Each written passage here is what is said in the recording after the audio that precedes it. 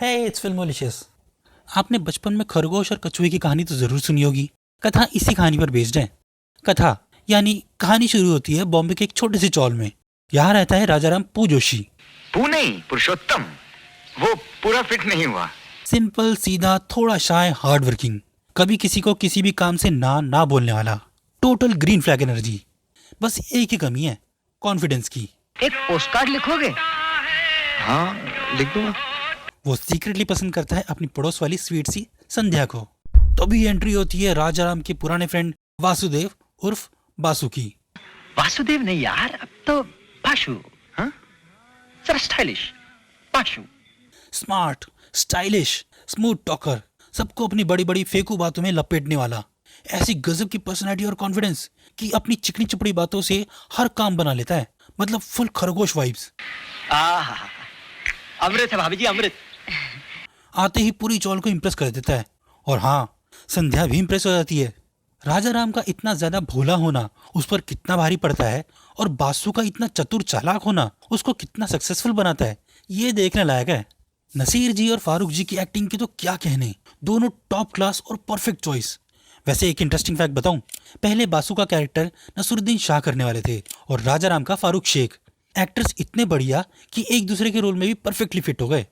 इस फिल्म का best part पता है क्या है? वो 80s के ज़माने की चीज़ें, एकदम रियल चौल, उसमें रहने वाले अलग अलग तरह के लोग, सबके अलग घर, सबकी अपनी अपनी प्रॉब्लम्स, पर फिर भी सब एक साथ रहते हैं। बड़ी कोजी स्वीट घर वाली फीलिंग आती है। वो दादी अम्मा का बासु को पराठे और मक्खन खिलाना, राजाराम और संध्या का वो समोसे वाला सीन, पड़ोस के अंकल का बासु को अपना मॉडर्न इंटीरियर डिज़ाइन दिखाना, ये सब चीज़ें देख के ना बड़ा अच्छा सा लगता है। कुछ भी ऐसे शोशा नहीं है। इसीलिए ये फिल्म देखने में बड़ा मज़ा आता है और हमारी फेवरेट है।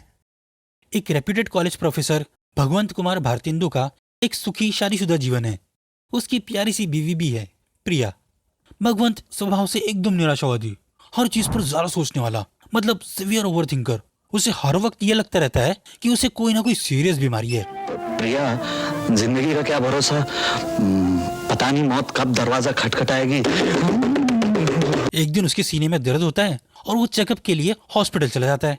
कुछ दिन बाद वो अपने फैमिली डॉक्टर को दूसरे डॉक्टर से बात करते हुए सुन लेता है कि क्या कहा? अनजाना पेट्रिस, बिल्कुल काम से गया, मतलब मामला एकदम खत्म।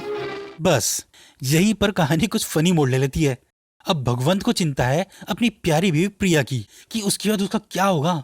उसे बुरे बुरे सपने आने लगते हैं कि ये जालिम दुनिया उसकी भोली सुंदर वाइफ की लाइफ बर्बाद करके रख देगी। तो वो लग जाता है एक मिशन पर, मेरी बीवी की शादी। इसमें अपने दोस्त को भी शामिल कर लेता है ताकि वो उसकी हेल्प करे। नया पति ढूंढने के चक्कर में और प्रिया को उसकी बीमारी का पता ना चले, इसके लिए वो उससे दूर रहने लगता है। और इसी बात से प्रिया को शक होने लगता है कि वो उससे डिस्टेंस क्यों मेंटेन कर रहा है, कहीं उसका अफेयर तो नहीं चल रहा। अब तो मुझे पसंद नहीं करते। ये भगवंत और उसकी बीमारी की वजह से ऐसी गजब की फनी सिचुएशंस पैदा होती है कि हमारी तो हंसी छूट जाती है। अमोल पालेकर, अशोक सराफी कॉमेडी एक्टिंग, ये भगवान, मतलब जिनको कॉमेडी फिल्म्स देखना पसंद है ना, उनके लिए तो एकदम बेस्ट है ये। आपने गोलमाल तो देखी ही होगी, उस फिल्म का कॉमेडी और कन्फ्यूजन तो जरूर पसंद आया होगा, है ना? तो ये फिल्म भी एकदम गोलमाल वाले स्टाइल की मजेदार कॉमेडी है। कहानी है नरम दिल इंसान राम प्रसाद की, जिसकी किस्मत एकदम खराब चल रही है। उसका बॉस है भवानी शंकर, थोड़ा सनकी, पूरा अंधविश्वासी और बात बात पर गर्म होने वाला। ध्यान से काम नहीं करोगे तो यहाँ से निकाल दूंगा। रिश्तेदार होने का लिहाज नहीं करूंगा। राम प्रसाद कहाँ है? भवानी शंकर राम प्रसाद को एक पुराने खाली मकान की रखवाली का जिम्मा देता है। ये वही पुश्तैनी घर है जो राम प्रसाद भवानी शंकर को 53 सालों से चल रहे कोर्ट केस में जितवा के देता है। 53 नहीं सर, 53 साल 7 महीने 6 दिन। अब तो जबानी याद हो गया है। हाँ। गड़बड़ शुरू होती है जब राम प्रसाद चोरी छुपे थोड़ा इलीगल तरीके से कुसुम और उसके पापा को वहां रहने की जगह देता है, क्योंकि राम प्रसाद को कुसुम पसंद है। असली रायता तब फैलता है जब जो भी उस घर में आता है वो कुसुम पर लट्टू हो जाता है। एस्टेट मैनेजर भवानी शंकर का छोटा भाई बबुआ और तो और खुद बुढ़ा बॉस भवानी शंकर कुसुम पर लाइन मारने लगता है। भवानी शंकर को तो लगता है कि कुसुम उसकी मरी हुई बीवी का पुनर्जन्म है।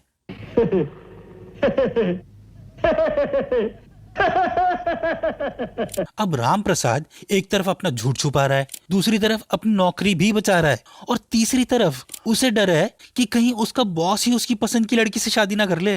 पूरी फिल्म इसी भगदड़ और कंफ्यूजन में निकल जाती है कि आखिर में किसका पत्ता कटेगा। अमोल पालेकर और उत्पल दत्त जी का कॉमेडी डुओ ये तो मिस करने लायक ही नहीं है। अच्छी है, इम्पोर्टेड है ना? मैं इस घड़ी के बारे में तुम्हारी राय नहीं पूछ रहा हूँ। आपको ये देखने बहुत मजा आएगा कि कैसे एक झूठ को छुपाने के लिए 50 और झूठ बोलने पड़ते हैं। क्यों, खुश ना?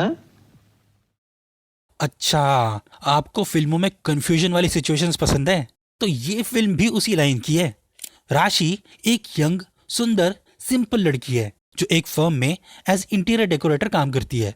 इसी काम के वक्त उसकी बाय चांस मुलाकात होती है राजेश से, वो भी एक ही दिन में 3 बार। ये महज एक इत्तेफाक है कि हम एक ही दिन में आज तीसरी बार मिल रहे हैं। दोनों एक दूसरे को पहली नजर में मनी मन पसंद कर लेते हैं, पर गलतफहमी भी यही शुरू होती है।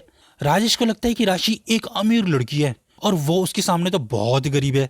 वो क्या सोचेगी उसके बारे में। तुम यहाँ रहते हो? मैं तो समझी थी कम से कम कोई ढंग की जगह होगी। और राशि को भी लगता है कि राजेश तो बड़ा अमीर लड़का है, उसका घर देखेगा तो बड़ा एम्बैरेसिंग होगा। यहाँ रहती हैं आप? जी। अफसोस, मैं तो समझा किसी राजमहल में रहती होंगी। राशि का बॉस उसको एक क्लाइंट का घर डेकोरेट करने के लिए देता है जो 7 दिन के लिए दिल्ली गया हुआ है, और झूठ गड़बड़ी की चेन यहीं से शुरू होती है।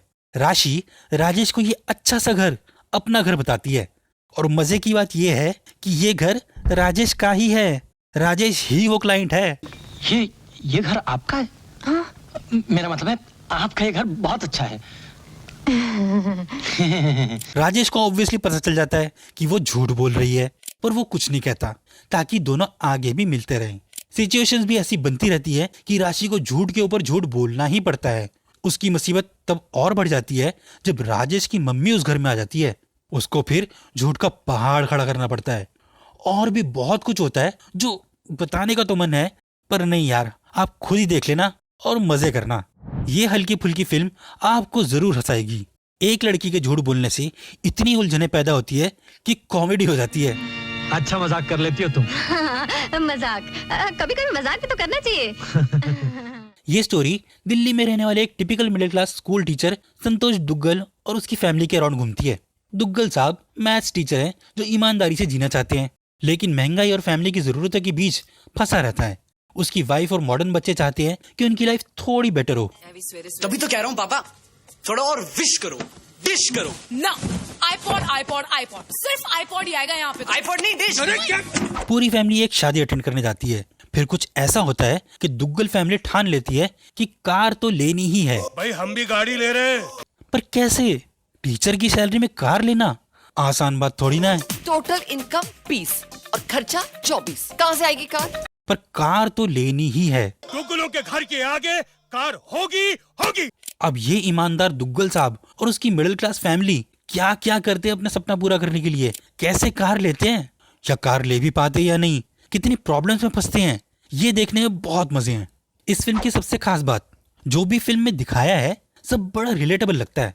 वो घर, वो सोफे, टिपिकल मिडिल क्लास की फाइनेंशियल प्रॉब्लम्स अपनी डे टू डे लाइफ में, पड़ोस की आंटी का फालतू में झगड़ा करना वगैरह वगैरह, फिल्म देखते वक्त सब रिलेट होता है। इसका बहुत बड़ा क्रेडिट जाता है सारे एक्टर्स को, सबने बहुत ही बड़ी एक्टिंग की है। ऋषि जी तो एकदम क्यूट और बेस्ट से बेस्ट है फिल्म में, और साथ में नीतू जी, पर दोनों बच्चों ने भी एकदम नेचुरल एक्टिंग की है। बिल्कुल ऐसा लगता है कि पूरी रियल फैमिली है। भले ही सबका सपना कार लेने का ना हो, पर जो फिल्म में सिचुएशंस, माहौल, दिल्ली की लोकेशंस दिखाई हैं, उससे ऐसा लगता है अपनी ही कहानी है। फिल्म दिखाती है कि कैसे एक मिडिल क्लास आदमी अपनी self respect, values, family dreams और एक्सपेक्टेशंस के बीच बैलेंस बनाने की कोशिश करता है। एंड में मैसेज सिंपल है, 2 दूनी 4 सिर्फ मैथ्स का फॉर्मूला नहीं बल्कि लाइफ का भी लेसन है। ईमानदारी और मेहनत का फल हमेशा अच्छा होता है। तभी तो हबीब फैजल की इस फिल्म ने बेस्ट हिंदी फिल्म का नेशनल अवार्ड भी जीता था। अब अगर 2 दूनी 4 में स्ट्रगल है कार लेने की, तो मेरे डैड की मारुति में टेंशन है कार खो देने की। समीर एक क्लासिक इररिस्पॉन्सिबल केयरलेस यंग लड़का है, हरकतें ऐसी कि हमेशा अपने डैड से डांट खाते रहता है। उसकी बहन की शादी के लिए डैडी जी एक कार एज ए गिफ्ट खरीदते हैं, एक brand new Maruti Ertiga. Daddy ji का जिगर का टुकड़ा। अब समीर तो समीर वाली ही हरकतें करेगा। एक रात वो चुपके से मारुति लेके निकल जाता है अपनी क्रश चंडीगढ़ की शकीरा जसलीन को इम्प्रेस करने के लिए। उसे लगता है चुपके से जाएगा, कार से लड़की को इम्प्रेस करेगा और सुबह होने से पहले कार वापस लाके रख देगा, किसी को पता ही नहीं चलेगा। पर कहा ना, समीर तो भाई समीर है। उससे उसके डैड की मारुति खो जाती है, लिटरली खो जाती है। सिर्फ तू ही इतनी बड़ी गाड़ी घुमा सकता है, बाय गॉड। शादी में बचे हैं सिर्फ 3 दिन, घर मेहमानों से भरा हुआ है और डैड हर 5 मिनट में कार के बारे में पूछ रहे हैं। अगर डैड को पता चला कि खोते ने मारुति घुमा दी है तो समीर का क्या हाल होगा वो तो सोच ही सकते हो। तो समीर, उसका फ्रेंड गट्टू और जसलीन पूरे चंडीगढ़ में पागलों की तरह डैड की मारुति को ढूंढने लग जाते हैं। ये लोग क्या क्या जुगाड़ करते हैं मारुति के लिए, देखकर कोई भी हंसी नहीं रोक पाएगा। आप हमें ना कोई ऐसी स्कीम बताइए जिसमें हम आपको 5-10 हजार रुपए डाउन पेमेंट दें और बाकी पूरी जिंदगी खुद को बेच कर आपकी इंस्टॉलमेंट भरते हैं। साकिब एज केयरलेस समीर और Ram Kapoor as angry Punjabi dad, best एकदम। इसको देख के पता चलता है कि कुछ जानवर अपने ही बच्चों को क्यों खा जाते हैं। दोनों ने क्या बढ़िया एक्टिंग की है। समीर को डांट खाते देख हंसी भी आती है और बेचारे पे दया भी आती है। पूरी फिल्म में typical high energy Punjabi wedding वाली फील है, उसमें भी कार खो जाने का कंफ्यूजन, फुल कॉमेडी। ये फिल्म देखोगे तो आपका लेजी संडे आफ्टरनून हंसते हंसते कट जाएगा, एकदम टेंशन फ्री हो जाओगे। और अगर कॉमेडी के मोड में नहीं हो, कुछ सस्पेंस थ्रिलर देखना चाहते हो तो ये वीडियो देखो।